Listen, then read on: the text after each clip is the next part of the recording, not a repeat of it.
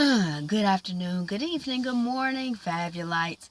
This is Angela, and I'm here with another edition of Notes on the Newsfeed. Okay.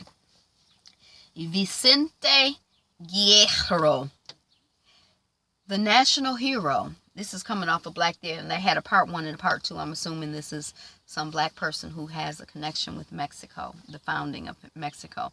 We just saying them names. Abolitionist Frances Ellen Watkins Harper, one of the earliest African-American novelists. I haven't read any of her work, not familiar with her. Okay. The journey of Ayuba Suleiman Diallo. When I first saw the headline, I was like, is this something to do with Amadou Diallo? But this Diallo was he was enslaved. And he was literate. He was royalty from where he came from. He was involved with the slave trade when he got caught up. The catcher got caught. And they say, I went to a talk last month or a couple months ago, and that's one of the things that the the speaker was talking about, the fact that a lot of people who were involved with the slave trade ended up getting caught up in the slave trade. So this man, he was able to tell his story, and he got free. He got enslaved twice, and he got freedom twice, and he told his story and blah blah blah blah blah. But this was back in the 1800s, 1700s. I did read it, but I didn't commit it to memory. I just read it once. So that was kind of interesting. Okay. The Stanford study uses big data to highlight racial biases in policing. Yay, Stanford. It's interesting. Hey, it's interesting. I mean, I haven't done it, but it's interesting to me how, I guess as a black person, you already know some things, and then these studies come along and they say some things, and it really don't change it. It's like they say what you already know, but I don't know if it really changes society. Does it make a difference? I mean, but it's still kind of like affirming in a way to have a study say what you already knew, I guess. It's like when I first started studying astrology, it was kind of like, once I understood, it's like I wasn't learning anything about myself that I didn't already knew. Like everything, I was like, wow, I had a context for it. And when I would look at other people's charts, especially people I knew, it was like, yep. I mean, it was like looking in a mirror. When I looked at my chart, it was like looking in a mirror. That's what these studies are. They like looking in a mirror. You already know yourself. You see yourself maybe in a slightly different way, but I mean, you still who you are. You already know yourself. Just looking in so I don't know if the study is for us or for them and if it makes a difference, but I guess when I first saw the story, I was like, yay. But now I'm kind of like,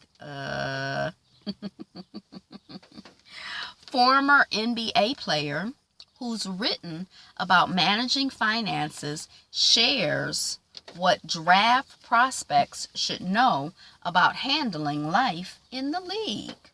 Well, way to go, Mr. Help out another person. That's wonderful. Share what you have. Help a young brother out. Yes. Kofi Siriboe. Do you know who he is? That's Ralph Angel on Queen Sugar, the television show on OWN, which just had its 2-day premiere on Tuesday and Wednesday of this week, like just the other day. It's a mid-season premiere or something, but it's one of my favorite shows. If you're not watching it, you should watch it. And watch my reviews too. Kofi Siriboe, and he's tall, chocolate, muscular. He looks tall, chocolate, muscular. I don't know how tall he is, because when you see people on film, you can't really tell exactly what's going on, because they frame, everybody looks tall when the frame, is framed around them. He unapologetically, Kofi Siriboe, expresses his love for black women. That's very sane. It's good for you to love black women when your mama is probably a black woman. I think I read the article and he was talking about his mom and people complaining like, oh, it's Queen Sugar. Shouldn't it be King Sugar? And he like, boo. He ain't, he seemed very sane. Yay, Mr. Kofi.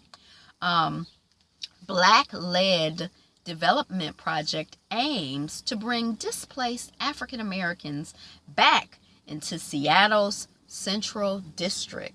I've never been to Seattle, but the way that I feel about it is that it's a place where there's like a lot of interracial dating and stuff. I'm not saying anything about that. I'm just saying that's kind of the vibe that I have. I don't have like a blackity black vibe from Seattle. I have like a mixed vibe. Like it's a lot of children who are mixed and interracial, and I don't know. So anyway, that was interesting. I'm like, oh, there are black organizers in Seattle, and okay, interesting. Learn something new every day if you're lucky. How much money people borrow to attend the top 20 U.S. colleges and how much they earn later on. So that's one of those charts.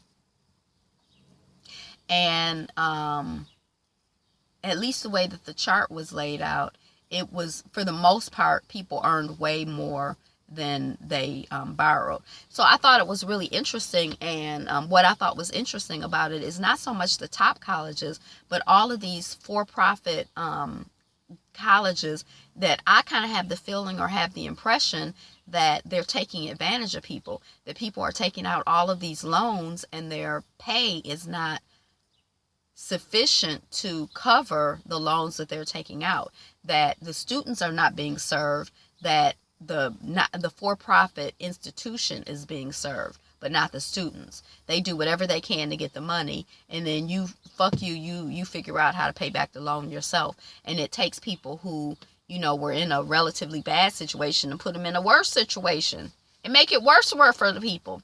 And then the woman who Zero appointed to be head of education, who's from the Detroit, Michigan type area, DeVos, whatever her name is, who screwed up some stuff here with education, who's very profit oriented. Didn't she just do some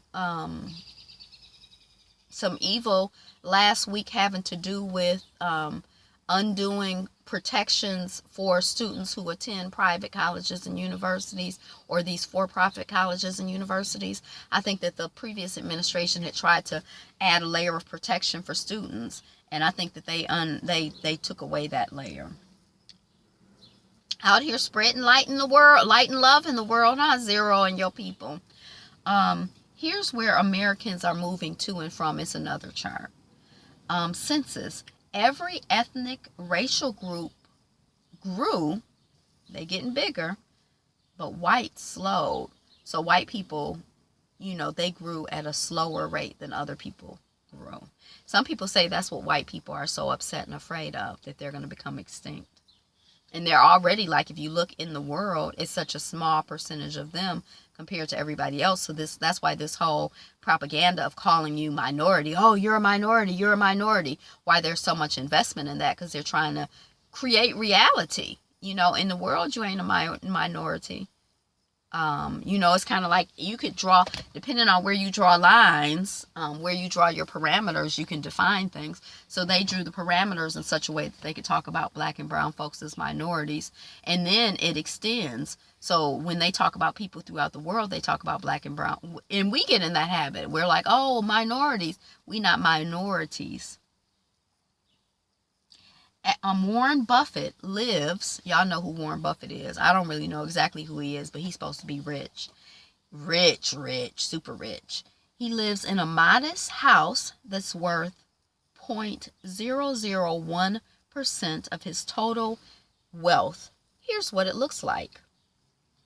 When I read The Millionaire Next Door, that was one of the themes, that it's not about conspicuous consumption for most people who actually have wealth, that they live very modestly. They might splurge on one thing, but they're not splurging on everything. So if their thing is watches, they might splurge on an expensive watch here or there. If their thing is cars, they might splurge on an expensive car here or there. If their thing is houses, they might splurge on an expensive house here or there. But they're not splurging on houses, cars, suits, watches, shoes. They kind of pick and choose, and then they more or less live on way less than they make. And whereas your average person, or the person who's trying to style and profile, lives on way more than they make, it's called being in debt. Living on more than you make. Single mom grows nonprofit from 1 to 7 chapters to provide safe space for low-income families to thrive. I did click on the article, but that was last night. I can't remember anything about it. But yay, single mom. James Blake drops claim against New York City in exchange for police oversight. I can't remember who James Blake was an athlete. Was he the one who was like coming out of the hotel dressed all nice and the cops came and tackled him and they talking about he is suspect and he like a famous athlete or something? I don't know. But his negotiation was that there's somebody, like New York has a police oversight, what is it called? Like it's supposed to be a group of people that looks over the police. And he negotiated to get another person added to that group to overlook the police. And there's some like, this person is like a lawyer. I can't remember, but it wasn't just like, well, add Angela. It was like add, attorney, not a specific person, but a specific category. I can't remember. Don't get me to lying. But anyway, that's coming off of Atlanta Black Star. Organize your refrigerator in the right way. Organizing your refrigerator in the right way will save you time, trouble, and money. YouTube unveils user numbers, plans for VR and live streaming. VR is probably virtual reality. But I think that they said on average people watch an hour a day of YouTube. And there were some other statistics in there. So that was kind of, interesting. Video game industry now gets more money making games for smartphones and tablets than consoles or PC. We're just more and more mobile. Jury in Philando Castile case packed with white, middle-aged, gun-loving police supporters. And that's what I have for notes on the news feed, Fabulites. Have a great day. You can check my Twitter feed for links to all of these articles. Thank you for being here. Have a fabulous day. Be you. Be fabulous. Be fabulous you. All of that other good stuff. Peace.